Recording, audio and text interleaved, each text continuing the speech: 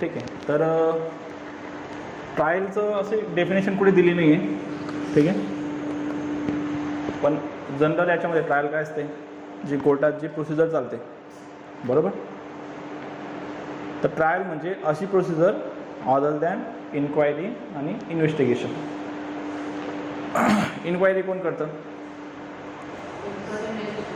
Magistrate करतात, बरोबर. Inquiry आणि ट्रायलमध्ये काय फरक आहे? ट्रायलमध्ये कोर्टात प्रोसिजर चालते हां, आणि इन्क्वायरी आता पण बेल ॲप्लिकेशन असतात, बेल रिमांड असतात, त्यांना काय समजा तुम्ही? रिमांड सांगा, रिमांडचं काय असेल बरं? इन्क्वायरी असेल का ट्रायल असेल? इन्क्वायरी किंवा इन्क्वायरी असेल ना. कारण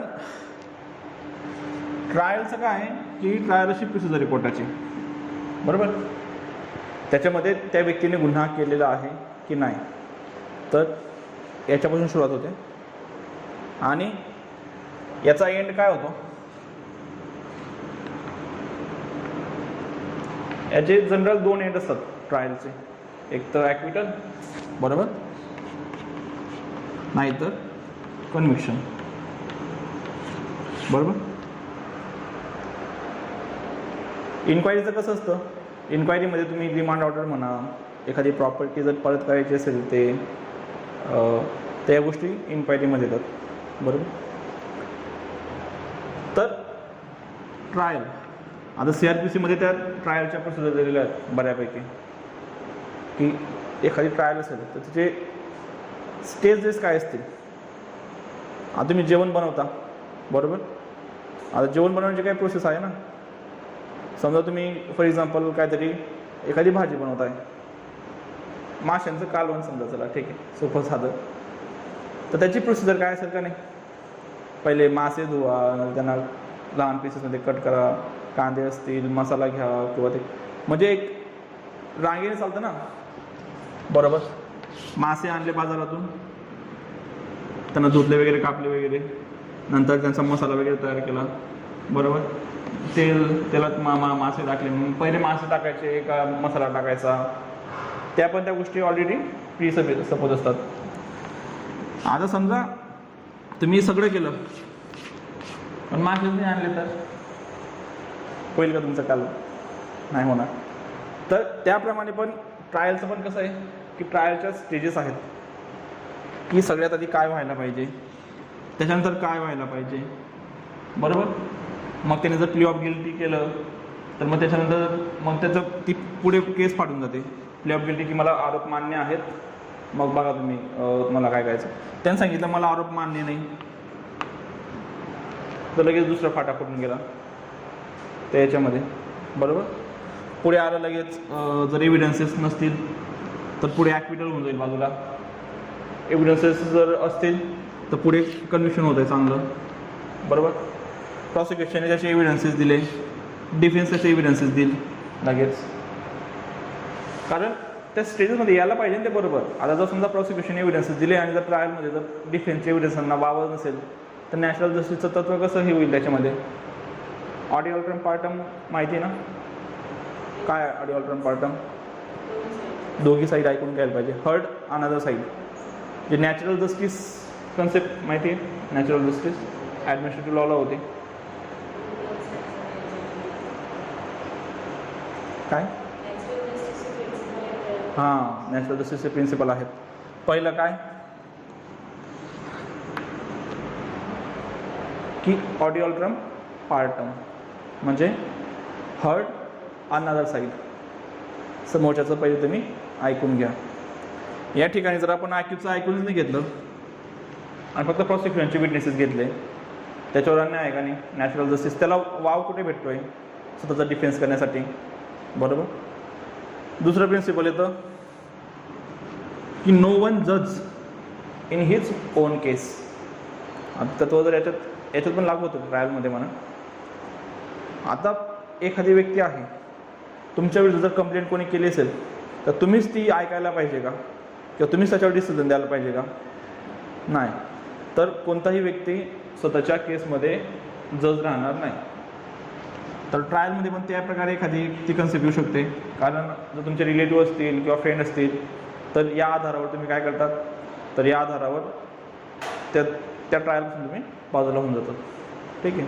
आणि तिसरं असतं की every decision shall be a reason decision. म्हणजे प्रत्येक डिसिजनला तुमचं काय असायला पाहिजे, रिझन्स असायला पाहिजे. तुम्ही बेल ग्रांट करताय, खाली रिझन्स असतील की बेल तुम्ही का ग्रांट करताय. तुम्ही बेल ग्रांट नाही केली, खाली रिझन असतील की तुम्ही बेल का नाही ग्रांट केली. तो व्यक्ती ॲक्विटल आहे,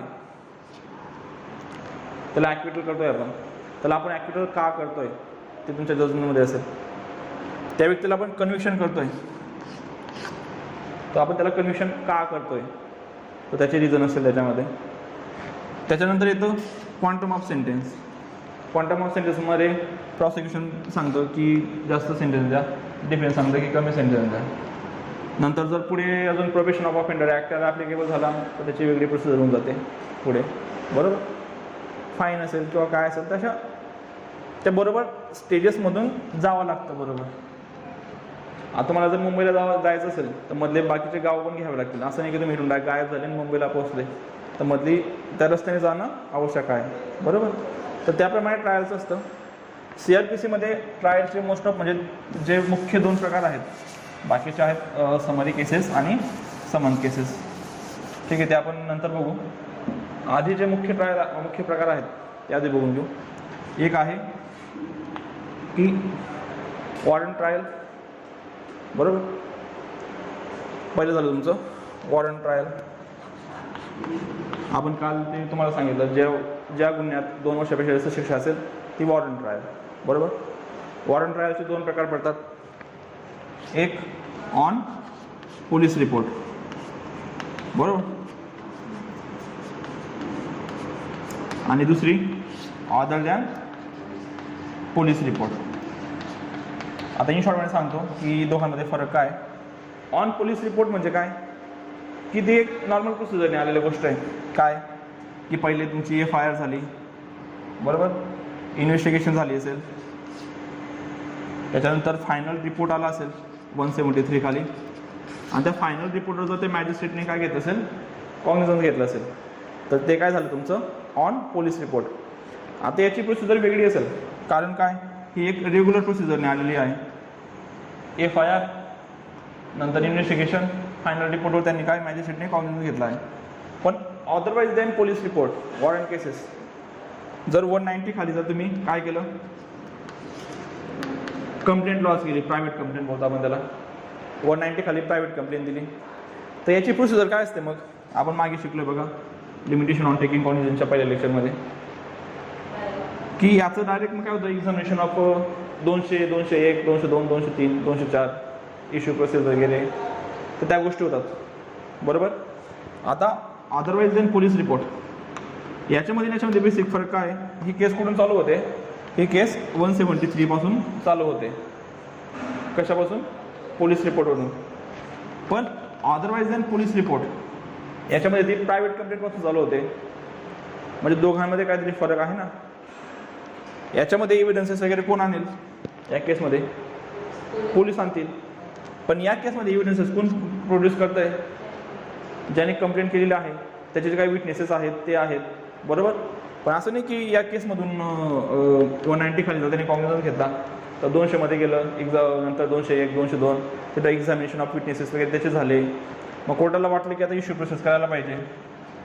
बरोबर, मग इश्यू प्रोसेस म्हणजे काय, जर समन्स केस असेल तर समन्स पाठवायचे, वॉरंट केस असेल तर वॉरंट काढायचे.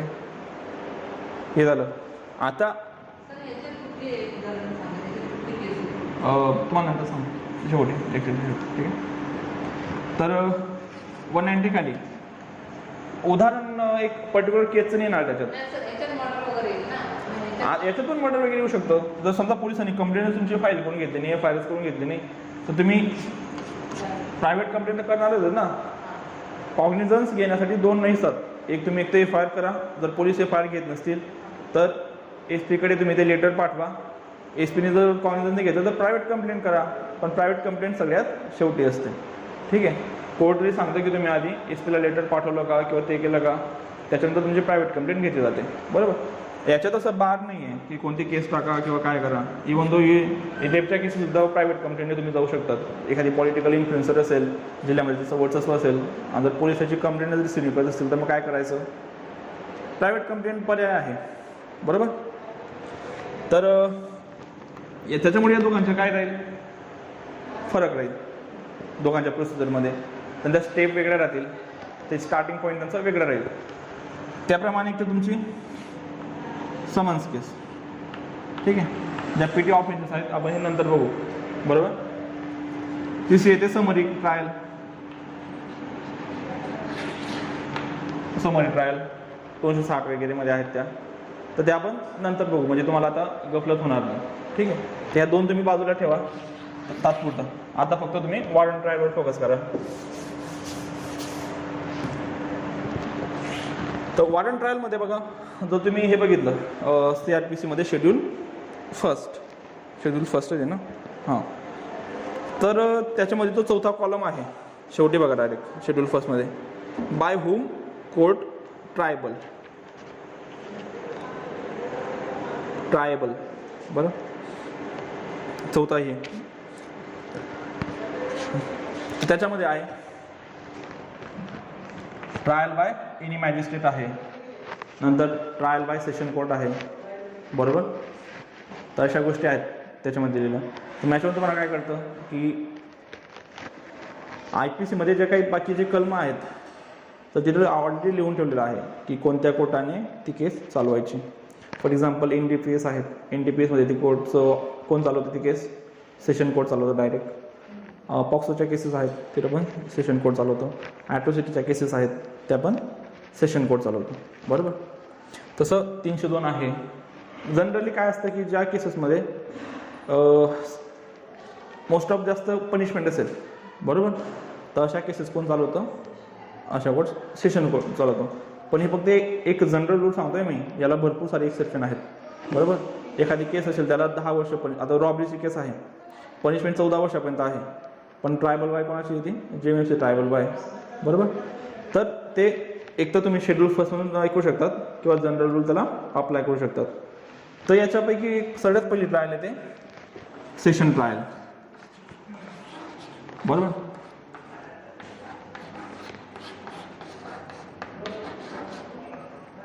सेशन ट्रायल सेक्शन 225 तर 237, ठीक आहे.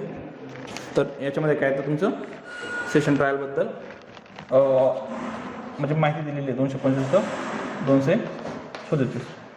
तुम्हाला समजलं आता आत्तापर्यंत झालेलं सगळं की ट्रायल म्हणजे काय किंवा त्यांचे प्रकार का पडतात, कसे पडतात, झालं तेवढं समजलं तुम्हाला सगळं, मॅडम. हे तुम्हाला मी ऑलरेडी सांगितलेलं आहे. तुम्ही मागची एकदा नोटबुक चेक करा आणि मागचं रिवाईज करा. जर नाही समजलं तर उद्या परत विचारा, तुम्हाला मी उद्या सांगेल परत.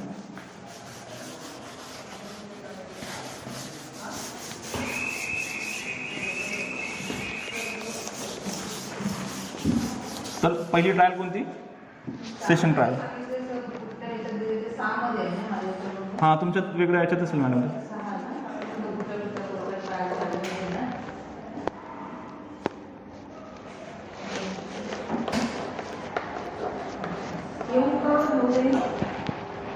या थोड्या वेळाने. तर सेशन ट्रायल आता 225 काय सांगतं सगळ्यात आधी, trial to be conducted by the public prosecutor, बरोबर. तर सेशन ट्रायल कोण चालू शकतं, फक्त पब्लिक प्रोसिक्युटर चालू शकतं. पहिलं झालं PP सेशन कोर्टामध्ये. पब्लिक प्रोसिक्युटरच्या सेक्शन कुठे, सेक्शन 24 CRPC. त्याच्यात सांगितलेलं त्याची अपॉइंटमेंट कशी होईल, काय होईल, बरोबर. आता सेशन ट्रायल PPनेच का चालवायची, सांगितलं त्यांनी की PPने चालवायची, पण PPनेच का चालवायची, काय याच्यात आपण दुसरा वकील देऊ शकत नाही का यांना? एखाद्याला वाटलं, एखाद्या व्यक्तीला की मला माझा म्हणजे एखादी पैशावाला व्यक्ती आहे आणि त्यांनी सांगितलं की मला PP नको आहे, मला माझा वकील पाहिजे, मी माझा वकील अपॉइंट करू शकतो. म्हणजे याच्यासोबत तुम्ही प्रायव्हेट देऊ शकता, बरोबर. आणि तो प्रायव्हेट वकिलाचं काय आहे, तो अपील होऊ शकतो का कोर्टात, आर्ग्युमेंट करू शकतो?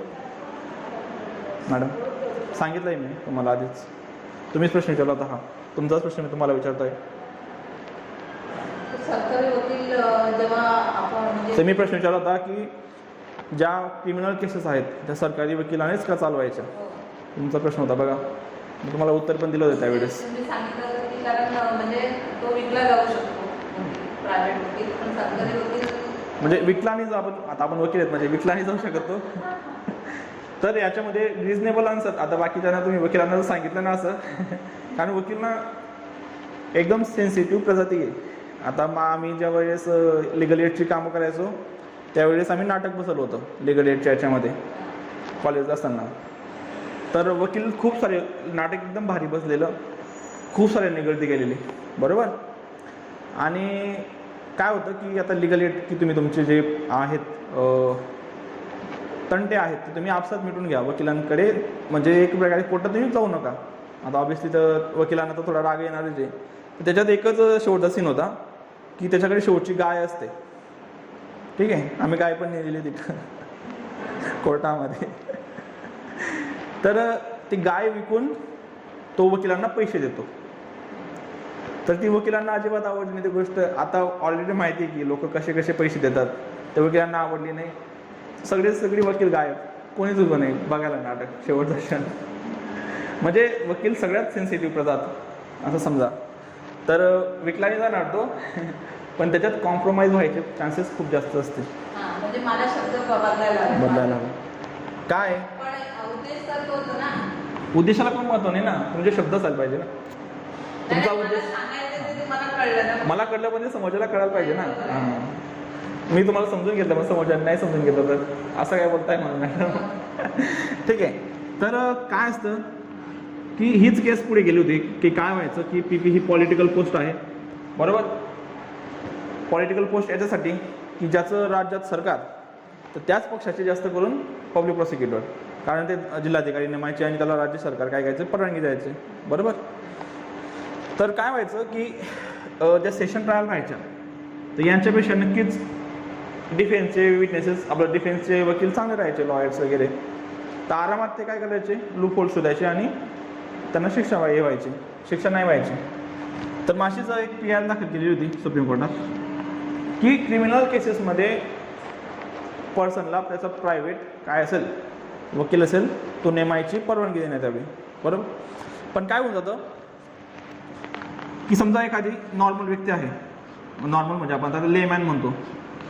आता आपण वकील आणि ज्यांना कायदा माहिती नाही त्यांना आपण काय म्हणतो, लेमॅन म्हणतो, बरोबर. LAY मॅन म्हणून लेमॅन, साधारण व्यक्ती की ज्याला काय कायदा माहिती नाही, तो लेमॅन, ठीक आहे. तर एखादी लेमॅन आहे, त्याने काय केलं, त्याचा एक जो प्लीडर आहे तो अपॉइंट केला क्रिमिनल केसमध्ये, बरोबर.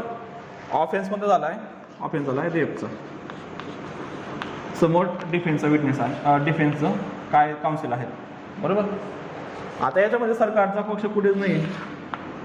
समजा या लेमॅनचा आणि या व्यक्तीचा काय झालं, कॉम्प्रोमाइज झाली की तू असं कर, तू तुझे विटनेसेस वगैरे तुझ्या वकिलांना सांग की असं बोलू नको, तसं नको करू, हे नको करू, आणि माझ्याकडून तू एवढे 20-30 लाख रुपये काय असतील ते घेऊन घे.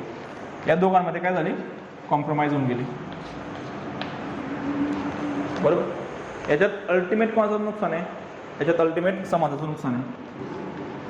कायदा सोसायटीचा पायंडाच पडून जाईल की रेपच्या केसेस झाल्यामुळे पैसे द्यायचे आणि सुटायचे, बरोबर. तर ही जी गोष्ट होती की कॉम्प्रोमाइज व्हायला नको पाहिजे किंवा ही अगेन्स्ट द पब्लिक पॉलिसी आहे, तर याच्यासाठी काय झालं, तर याच्यासाठी त्या केसमध्ये निकाल दिला गेला की केस फक्त PPच सांभाळतील, पण तुम्ही तुमचा जो आवडता काउन्सिल असेल तुम्ही त्याला याच्या मदतीसाठी देऊ शकता, याच्या मदतीसाठी. पण पण याच्या जागेवर तो आर्ग्युमेंट पण करू शकत नाही आणि कोर्टात अपील पण होणार नाही. फक्त तो बसून काय द्यायचं असेल ते देऊ शकतो. ठीक आहे. तर केस कोण हे करतो याच्यामध्ये कंडक्ट करतं, तर पब्लिक प्रॉसिक्युटर करतो. कळलं तुम्हाला की का पब्लिक प्रॉसिक्युटर असायला पाहिजे? ठीक आहे. त्याच्यानंतर सेक्शन 226 काय सांगतं? Opening case for prosecution. आता केस ओपन करणे म्हणजे केस स्टार्ट करणे. ठीक आहे. When the accused appears or is brought before the court in pursuance of a commitment of the case under section 209. आता तुम्हाला 207, 8 आणि 9 ते तुम्ही बघितले का? वाचले वगैरे आहेत का? 207, 208 आणि 209. आपण ज्यावेळेस हे बघत होतो काय कॉग्निझन्स,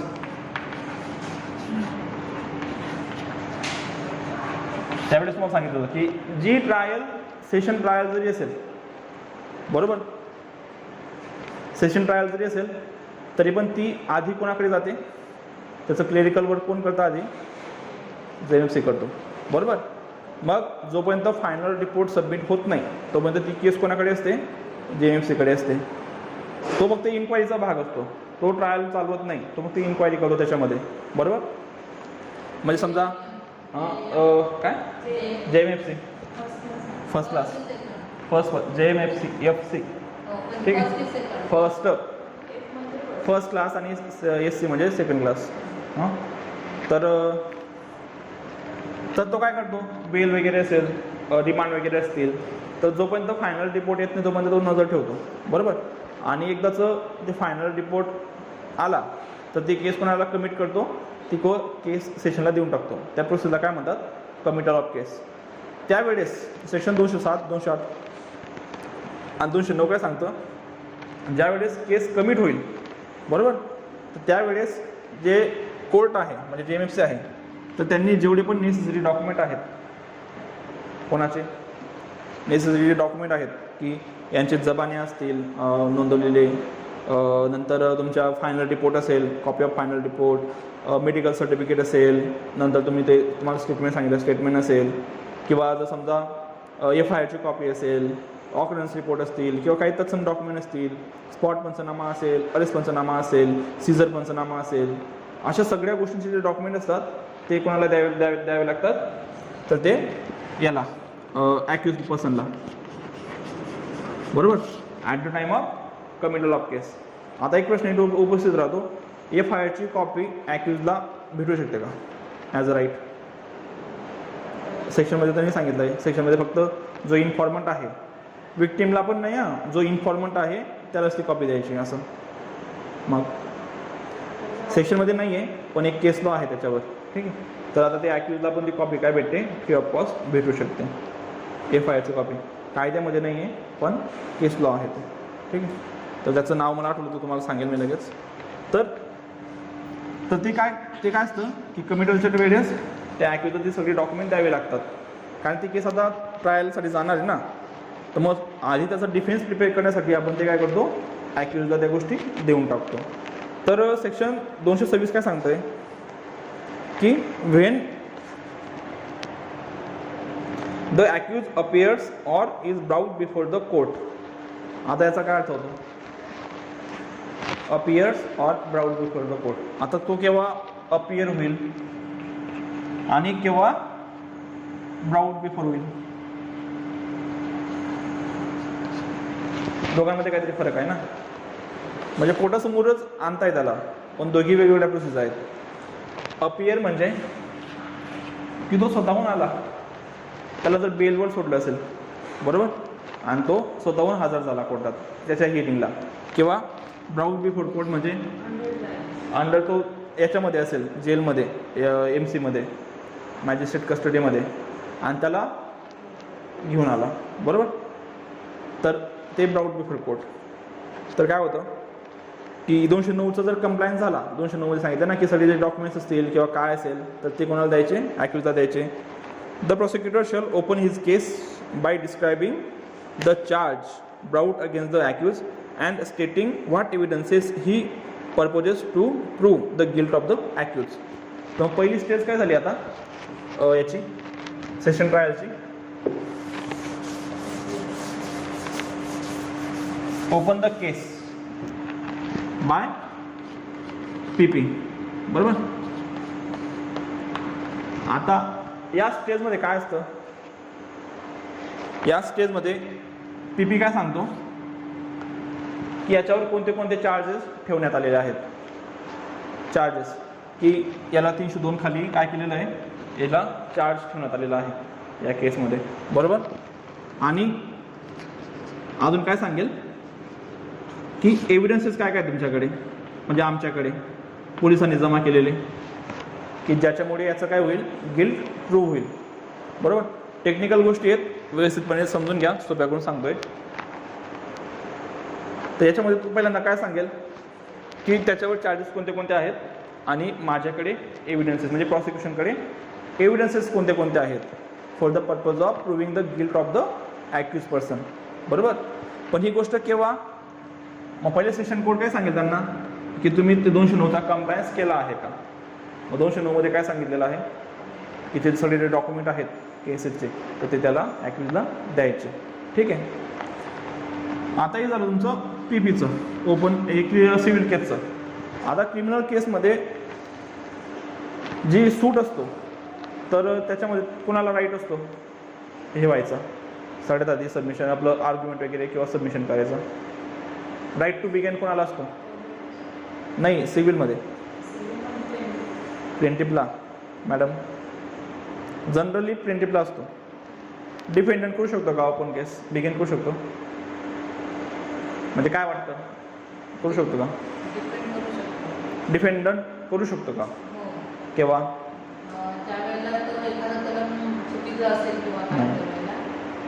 सिव्हिल सांगतो मी, सिव्हिल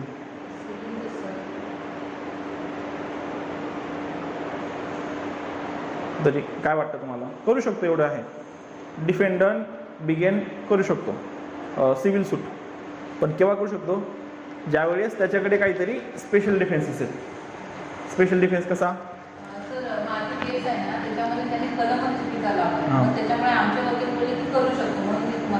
असं आहे का. तर जर ती केस त्याच्यावर जर लॉ पॉईंटवर जर हे असेल बार्ड असेल तर पहिलं काय झालं तुमचं की स्पेशल डिफेन्स म्हणजे कोणता, रेस ज्युडिकाटा जर अप्लाय होत असेल त्याला लॉ पॉईंटवर. रेस ज्युडिकाटा काय की दोन पार्टीजमध्ये जर काय झालं की सेम इश्यू असेल आणि तो जर ॲडज्युकेटेड झाला असेल फायनली तर आपण काय करतो की सेकंड सूट त्याला ट्राय करू शकत नाही. तर हा काय झालं त्याच्याकडे स्पेशल डिफेन्स झाला. बरोबर.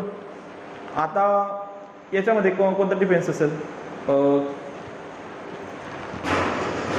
सेकंड काय असू शकतो अजून, फॉर एक्झाम्पल जर टाईम बार्ड असेल लिमिटेशनच्या तर इट सेल्फ ते सूट काय आहे, टाईम बार्ड आहे. किंवा मिस जॉइंडर ऑफ पार्टीज जर असेल, मिस जॉइंडर ऑफ पार्टीज की नेसेसरी पार्टीज नाही आहेत किंवा मी नेसेसरी पार्टी नाही टाकून गेला किंवा नेसेसरी पार्टीज त्यांनी काय केलं नाही आहेत तर जॉईन केल्या नाही आहेत, non joinder of necessary parties. तर अशा केसवर पण तो काय करू शकतो, हे घेऊ शकतो. ठीक आहे. समजलं की ओपन केस बाय प्रॉसिक्युशन. त्याच्या पुढची स्टेज काय राहील, 227 डिस्चार्ज. आत्ताशी कुठे केस ओपन झालेली बघा, ॲक्विटलमध्ये आणि डिस्चार्जमध्ये महत्त्वाचा फरक आहे. कारण ॲक्विटल आणि डिस्चार्ज दोघी सेम नाही आहेत. बरोबर. डिस्चार्ज आणि ॲक्विटल दोघी सेम नाही आहेत. ॲक्विटल केव्हा होतं, पूर्ण ट्रायल चालू झाली म्हणजे कन्क्लूड झाली आणि शेवटी कन्फ्युजनला माहिती पडलं की तो काय ॲक्विट आहे. बरोबर. तेव्हा ते ॲक्विटल असतं. आणि डिस्चार्जचं काय असतं की विदाऊट ट्रायल प्रायमा फेसी जर वाटलं याच्यावर काही चार्जेस नाही आहेत तर त्यावेळेस काय होतं, त्याला डिस्चार्ज केलं जातं. दोघांमध्ये सगळ्यात महत्त्वाचा फरक कुठे येतो, सेक्शन 300 मध्ये. सेक्शन आपण ज्यावेळेस ते बघू नंतर. सेक्शन 300 काय सांगतं, ॲट्रोफाईस ॲक्विट, ॲट्रोफाईस कन्विक्ट. म्हणजे एकदा जर तुमची ट्रायल कन्क्लूड झाली, रेस ज्युडिकाटाचा जो नियम असतो बघा सेम CRPC मध्ये पण आहे माहिती नसेल तर सेक्शन 300 ते आपण नंतर बघू थोडं हे झाल्यावर. तर सेक्शन 300 मध्ये काय आहे, ॲट्रोफिस ॲक्विट ॲट्रोफिस कन्विक्ट, म्हणजे एकदा जर पूर्ण ट्रायल कन्क्लूड झाली आणि एखादी व्यक्ती जर ॲक्विट झाला किंवा कन्विक्ट झाला तर त्याच्यावर सेम केसमध्ये आणि सेम एव्हिडन्सेसवर सेकंड तुमच्यावर त्याच्यावर चालणार नाही. बरोबर. नो डबल जीओ पार्टी, आर्टिकल 20 याचं कॉन्स्टिट्यूशनचं आर्टिकल 20 तुम्हाला मी आधी पण सांगितलं बघा स्टार्टिंगला. आर्टिकल 20 आहे ना की no ex post facto law, criminal law मागून चालणार नाही. नो डबल जीओ पार्टी म्हणजे की एकाच गुन्ह्यासाठी एका व्यक्तीला दोनदा शिक्षा देता येणार नाही. बरोबर. तर ते नो डबल जीओ पार्टीचा जो नियम आहे तो सेक्शन 300 आपण ॲप्लिकेबल होतो. तर माझं डिस्चार्ज काय सांगतं, if upon consideration of the record of the case and the document submitted therewith, म्हणजे की डॉक्युमेंट्स जे पण याच्याने दिलेले आहेत पब्लिक प्रॉसिक्युटरने कोर्टामध्ये, त्याच्यावर जर कोर्टाला वाटलं and after hearing the submission of the accused and the prosecution in this बिहाल्फ the जज consider that there is no sufficient ground for the proceeding against the अॅक्यूज, he shall discharge the accused and record his reason for doing so. म्हणजे आता इथे काय झालं की charges काय आहेत, evidences काय आहेत. बरोबर. पण हे दोघं बघून जर जजला वाटलं की या व्यक्तीवर जे काही चार्जेस ठेवण्यात आलेले आहेत ते मला योग्य वाटत नाही आहेत. बरोबर. किंवा एव्हिडन्सेस इनसफिशियंट आहेत. पण ते केव्हा, तर आफ्टर सबमिशन म्हणजे सबमिशन ऑफ कोणता, तुमचा प्रोसिक्युशन. बरोबर. आणि डिफेन्स याच्यावर जर वाटलं डिफेन्स की याच्या विरुद्ध आरोपी विरुद्ध मला काही पुरावे दिसत नाही आहेत, तर त्याच्या वेळेस त्याचं काय होऊन जाईल, डिस्चार्ज होऊन जाईल. पण समजा जर भविष्यात जर त्याच्या विरुद्ध जर पुरावे आढळले तर केस नवीन ओपन होऊ शकते, कारण ते ॲक्विटल थोडी ना झाला आहे, तो डिस्चार्ज झाला आहे सेक्शन 300. बरोबर. कळलं आता ठीक की काय त्याचं डिस्चार्ज केव्हा होईल. तर हे पहिलं डिस्चार्ज सेक्शन 227 खाली. समजा जर कोर्टाला वाटलं की हां याच्या विरुद्ध भक्कम पुरावे दिसत आहे मला किंवा भक्कम पुरावे आहेत, तर मग पुढे काय होईल, पुढची स्टेज काय राहील, फ्रेमिंग ऑफ चार्ज सेक्शन 228. 228 काय सांगतं, if after the considering and hearing as aforesaid the जज is of opinion that there is a ground for presuming that the accused has committed the offence. बरोबर. तर याच्यात काय होऊ शकतं, is not exclusively triable by the court of session, he may frame a charge against the accused and by order transfer his case for the trial to the CJM or any other judicial magistrate of first class and direct the accused to appear before the chief judicial magistrate or as the case may be the judicial magistrate of first class on such date as he deems fit, and thereupon such magistrate shall try the offence in accordance with the procedure for the trial of foreign cases instituted on the police report. Section काय सांगताय, जर कोर्टाला वाटलं की या व्यक्तीने काय केलेलं आहे, गुन्हा केलेला आहे. बरोबर. तर याच्यात दोनही होऊ शकतात. तर तो चार्ज फ्रेम करेल, पण चार्ज फ्रेम करताना त्याला वाटलं की आपण जो चार्ज फ्रेम करतोय तर तो सेशन कोर्टचा ट्रायबल नाही आहे, तो ऑदर कोर्टचा ट्रायबल आहे. म्हणजे त्याला एक तर ज्युडिशियल मॅजिस्ट्रेट फर्स्ट क्लास किंवा CJM हे दोघी काय करू शकतात, दोघी ट्राय करू शकतात. बरोबर. तर अशा वेळेस तो काय करेल, ते चार्जेस फ्रेम करून देईल आणि ती जी केस आहे ती कोणाकडे देऊन देईल, JMFC कडे किंवा CJM कडे देऊन देईल आणि त्या आरोपीला सांगेल की तू त्यांच्या पुढे हजर राहा. बरोबर. म्हणजे एक झालं ट्रायबल बाय ऑदर कोर्ट आणि ट्रायबल बाय सेशन कोर्ट. जर ते चार्जेस जर त्याला वाटले की हे ऑदर कोर्टने ट्रायबल करण्यासारखे आहेत, तो काय करेल, तो ती केस यांच्याकडे पाठवून देईल. बरोबर. म्हणजे ते बरोबर ते घुमून फिरून त्यांच्याकडे देऊन गेली. म्हणजे कमिटल नंतर ते कोणाकडे गेले, सेशनकडे गेले, सेशनने ऐकलं आणि परत ते त्यांच्याकडे पाठवून दिले. बरोबर. कारण काय होतं बऱ्याच वेळेस FIR वेगळ्या सेशनची राहू शकते, 302ची राहिली, पण जर कोर्टाला वाटलं की याच्यात 302चे एलिमेंट्सच नाही येते किंवा हा दुसरा ऑफेन्स आहे, त्या व्यक्तीचे काय तर याच्यात त्याने 302चा गुन्हा केलाच नाही आहे, हां, पण त्याने काय केलं आहे की ते जे एव्हिडन्सेस आहेत ते मिटवण्याचं काम केलेलं आहे. बरोबर. तर अशा वेळेस मग ही जे जो ट्रायल आहे की एव्हिडन्सेस मिटवण्याचं, तर ते कोणाकडे जाईल, तर JMFCकडे जाऊ शकतं. बरोबर. तर मग तो काय करेल, ते केस JMFCकडे पाठवून देईल. जर 4-5 लोक असले, बरोबर, एकाने जर हे केलं असेल तर त्याला पाठवून देतात तिकडे. मग हो, त्याला पाठवून देतील मग त्याच्यामध्ये बाकीचे सेशनकडे निघून जाईल. जर सेशन ट्रायबल असेल तर त्याचा जर काही संबंध नसेल कोणासोबत, 302 सोबत, बरोबर. पण जर आता एव्हिडन्समध्ये असं दिसलं काय की हा जो व्यक्ती आहे त्याचा गुन्ह्यामध्ये काहीतरी सहभाग होता, ज्यानेच काहीतरी हत्यार वगैरे पुरवली होती किंवा ते केलं होतं, बरोबर, तर त्याला कोणाकडे राहू देतील, सेशनमध्ये. पण असं कळलं की एक व्यक्ती होता, बरोबर, तर त्याने काय केलं, या लोकांना आपल्या घरात ठेवलं. आता याचा अर्थ असा नाही होत ना की त्या व्यक्तीने त्यांना गुन्ह्यासाठी फूस दिली किंवा काय केलं, पण त्यांनी ऑफेन्स केला आहे ना की हार्बरिंग द हे ॲक्युज पर्सन, बरोबर. मग त्याची केस त्यांच्याकडे निघून जाईल, त्याच्यावर वेगळं हे लागेल, तो यांच्यासोबत नाही राहणार. बरोबर. जरी तो या केसमध्ये इन्व्हॉल्व दिसतोय याच्यामध्ये, पण तो त्या ॲक्च्युअल ऑफेन्समध्ये इन्व्हॉल्व नाही आहे. बरोबर. नाही, 30 केस कसं चालणार आहे, त्याच्यावर वेगळे चार्जेस आहेत ना.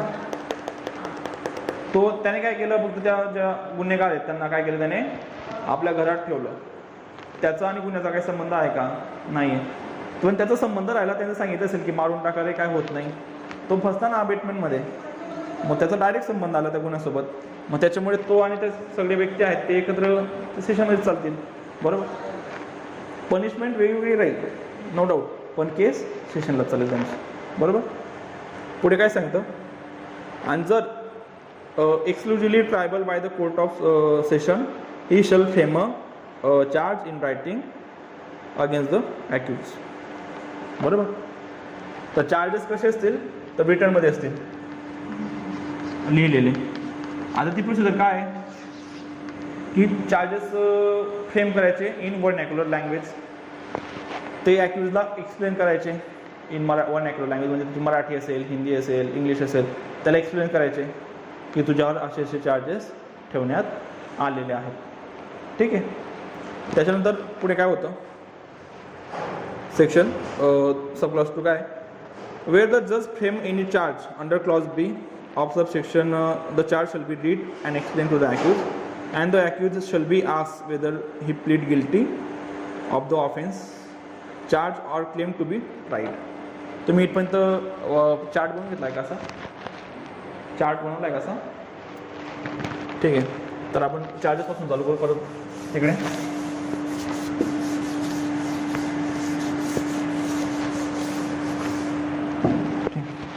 चार्जेस फ्रेम केले, बरोबर, सेशन कोर्टने. त्यांना थांबून ठेवता का, 15-20 घेऊ मी, तुम्ही घ्या पैसे देऊ तुम्ही. 500 लागतील घेऊन घ्या तुम्ही. ठीक आहे. तर चार्जेसपर्यंत आलं, बरोबर. आता एकदा जे चार्ज फ्रेम केले, चार्ज कसे फ्रेम करायचे, इन रायटिंग, बरोबर. ते ॲक्युजला काय करायचे, की त्यांना वाचून दाखवायचे, एक्सप्लेन करायचे आणि विचारायचं. काय विचारायचं, प्लीड गिल्टी ऑर नॉट, म्हणजे तुला आरोप मान्य आहेत की नाही मान्य आहेत. Plead guilty or not. ठीक आहे. आता पुढची स्टेज काय राहील याच्यामध्ये, त्याने जर सांगितलं की हो मला आरोप मान्य आहेत, मग conviction on plead of guilty. Conviction होऊन गेलं ना इथं प्लीड ऑफ गिल्टी. मधून पुढची स्टेज काय राहू शकते 229 काय सांगतं conviction on plead of guilty. बरोबर 229 conviction on plead of guilty. If the accused pleads guilty to जज shall record the plea and may in his discretion convict thereon. बरोबर. मग त्याने सांगितलं की हां मला आरोप मान्य आहेत.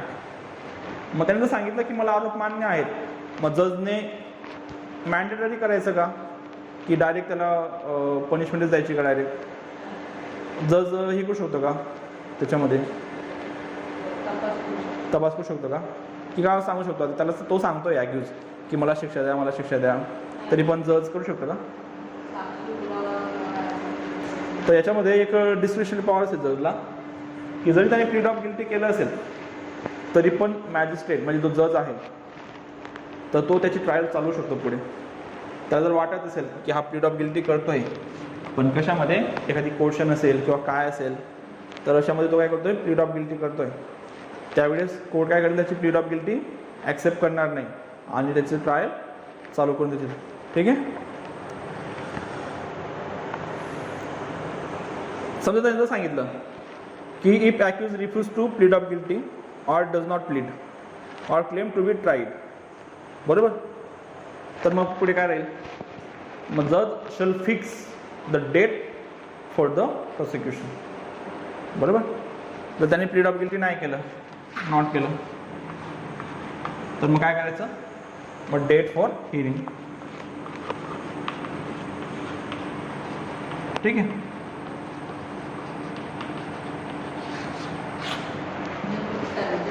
पुढची म्हणजे ते डेट फिक्स करायची पुढची तारीख नाही देणार पण तो सांगेल ना की या तारीखपासून आपलं हे चालू होईल काय की प्रॉसिक्युशन चालू होऊन जाईल.